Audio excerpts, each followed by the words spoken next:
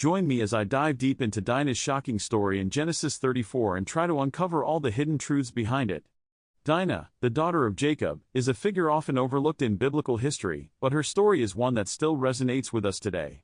In Genesis 34, we find a narrative that's both shocking and thought-provoking, one that raises important questions about gender, consent, and family honor.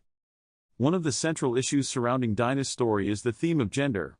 As a woman in a patriarchal society, Dinah's agency and autonomy are constantly being questioned and limited by the men around her.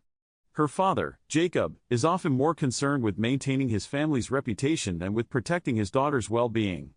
This patriarchal dynamic sets the tone for the rest of the narrative, where Dinah's actions and decisions are constantly being controlled and influenced by the men in her life. Another critical theme in Dinah's story is that of consent. What constitutes consent, and how do we define it? In Genesis 34, we see a situation where Dinah is taken by Shechem, the prince of the region, and it's unclear whether she gave her consent or not. This ambiguity raises important questions about power, coercion, and the complexities of human relationships. The third central issue in Dinah's story is that of family honor.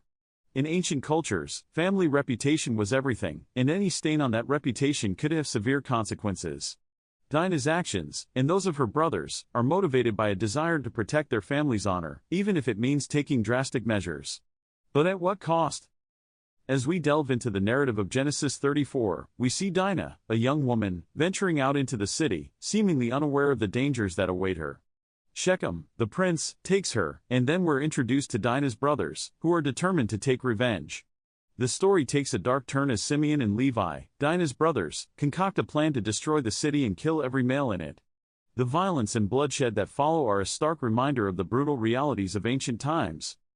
The characters in Genesis 34 are multidimensional and complex, with motivations that are both noble and flawed.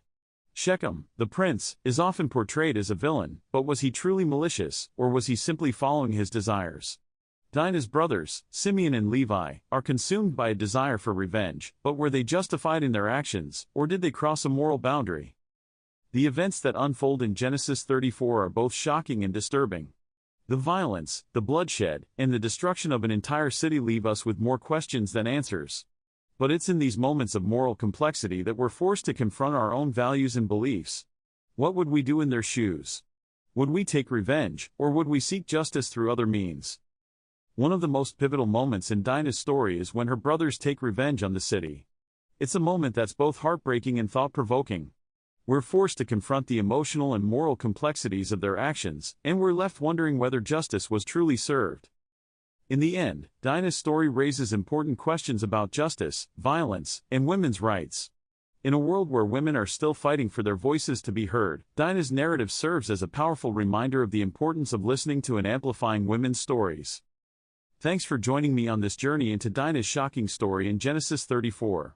I'd love to hear your thoughts on the implications of this narrative for contemporary discussions on justice and women's rights. Be sure to share your comments below, and don't forget to check out my other videos on biblical stories and their relevance today.